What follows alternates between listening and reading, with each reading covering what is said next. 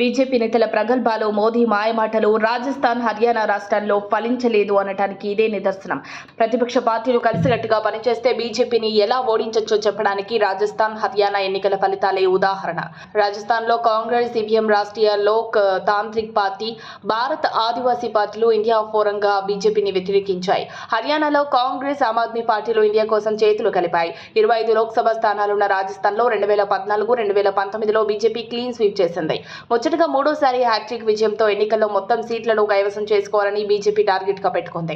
గత డిసెంబర్లో జరిగిన అసెంబ్లీ ఎన్నికల్లో రాజస్థాన్లో అధికారాన్ని చేజిక్కించుకోవడంతో బీజేపీ విశ్వాసం పెరిగింది. ఓటమితో కాంగ్రెస్ కన్నులు తెరిపించింది. బీజేపీని ఒంటరిగా ఎదుర్కోలేమని ముందుగానే గ్రహించిన మాజీ ముఖ్యమంత్రి అశోక్ గెహ్లాట్ సహా రాష్ట్ర కాంగ్రెస్ నాయకత్వం ఒక నిర్ణయానికి వచ్చారు.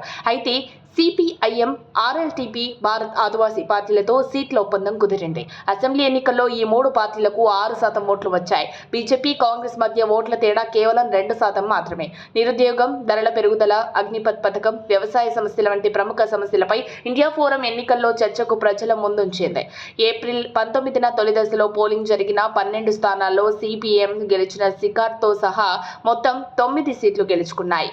మొదటి దశ తర్వాత ఏప్రిల్ 21న రాజస్థాన్లోని బాన్స్వాడలో మోదీ తన తీవ్రమైన మత ప్రచారాన్ని ప్రారంభించారు.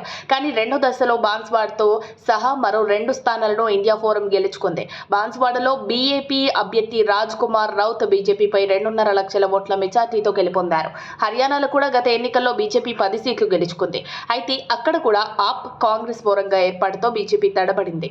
రైతుల ఆందోళనకు కేంద్ర బిందువుగా ఉన్న హర్యానాలో గ్రామాల్లో బీజేపీకి వ్యతిరేకంగా పెద్ద ఎత్తున నిరసనలు వ్యక్తమయ్యాయి.